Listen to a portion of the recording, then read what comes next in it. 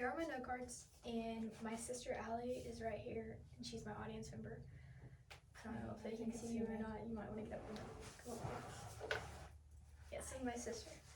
Okay, a person once told me, "My dear, you love him so much that you would let him drag you all the way to the pits of hell if it meant you could hold his hand on the way down." Love.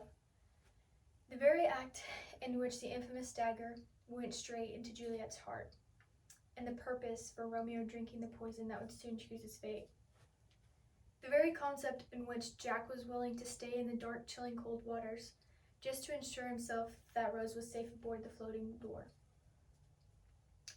What is it about love that makes a person willing to lay down their own life just to ensure that the acceptance of another is felt? Each and every person at one time in their life has felt the concept of love, whether it be from a family or parents, friends, a significant other, teachers, co-workers, or even self-love are just a few examples as to where love flourishes from. I've experienced love on many different levels. I have a mom and dad who love me very much. I have 5 siblings in which I would take a bullet for if it meant keeping them close to me. I have grandparents on both sides that are still living. They love me with an unconditional love that they have felt more for me than they have for their own children. I have also felt the inevitable feeling of heartbreak. Heartache so bad that it felt as if my own heart fell to my gut. Heartache that felt as if laying on the floor was the only remedy for my aching heart. For a while, I did not believe in love anymore. I felt as if love was a facade that we wear just to hide how truly dark we are on the inside. I've always heard that time heals all wounds, but the truth is, time goes on and the wounds remain. I will first be discussing the science and the psychology behind love. I would then go into depth about the different types of Greek love and the different words associated with it. And lastly, I will go over how love was perceived in times of the past and how they are seen today.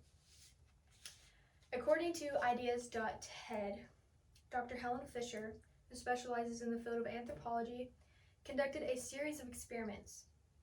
The purpose of these experiments was to understand where love truly comes from. So, she conducted 100 MRI scans on different people.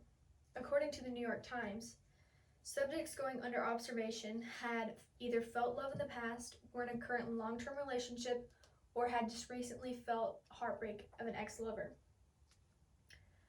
According to the New York Times, Dr. Fisher found that the ventral tegmental area of the brain becomes active when a person feels a sensation of love. This area of the brain also becomes active when a person feels the need for hunger or thirst. She also discovered that love is a drive, not an emotion. This makes falling out of love almost as hard as not feeling thirsty.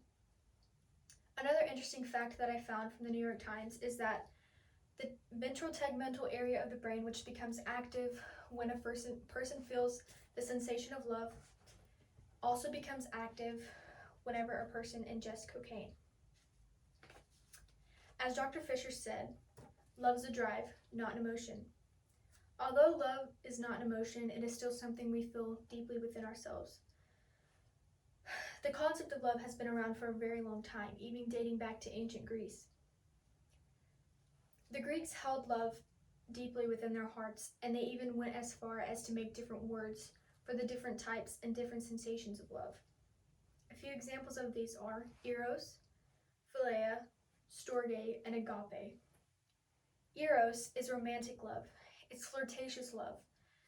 It is the yearning for sexual needs in another person's appearance. Philia is intimate friendship love. Storge is family and unconditional love. I love my sister. Even though we don't meet eye to eye all the time, I still love her. This also is known as a one-way love. A mother, when her child is first born, she loves that baby so much, but the baby does not yet love her because the baby does not know her yet. And lastly, there's agape love. This is unconditional, unnatural, sacrificial love. The greatest example of this is Jesus Christ himself. Jesus died on the cross for the sins of mankind. He died for the very act that suspended him on the cross. In John 3:16 of the King James Bible, it says, "For God so loved the world that he gave his only begotten Son, that whosoever believeth in him should not perish but have everlasting life." In Genesis 4:15, it says, "Greater love hath no man than this, that a man lay down his life for his friend." And in Matthew 5:44 of the King James Bible, it says, "But I say unto you, love your enemies, bless them that curse you, do good to them that hate you, and pray for them which despitefully use you and persecute you." One cannot wear off agape love. Throughout history, there have been many examples as people dying for someone they love. A great example of this is Mark Antony and Cleopatra. Mark Antony killed himself with his own sword because his love, Cleopatra, had just committed suicide. Another great example of this is St. Valentine, the very man that we get Valentine's Day from. St. Valentine was put into prison because of his religious faith and was willing to die to ensure himself that the letters that he was writing to his mysterious lover were sent out to her. In today's world, eros is what the world looks to. People nowadays use something that is called hookup culture. They look at a person's appearance instead of finding the person's true heart and how they actually believe as a person.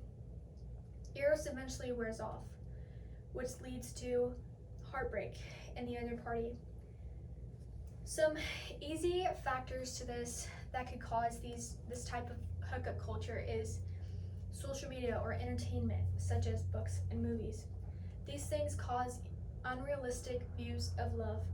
It even makes a person feel as if they're not worthy of love and they'll never be able to find true love. This also can cause depression into people who experience heartbreak. Back in old times, the man used to have to go out and find and grasp the woman's attention. And it also was very common for people to wait until marriage to be intimate with each other. People back in the day also all took part in this into waiting until marriage. Like moths to a flame, people yearn to be loved and will go to great depths to make them sure that they can feel love. Love is a very powerful thing. If used wrongly, people's perception of love will forever be changed. Love leaves a mark on each and every one of our lives. We must learn the difference between true love. True love will forever remain, but infatuation will cause our own hearts to be hurt. I would like to end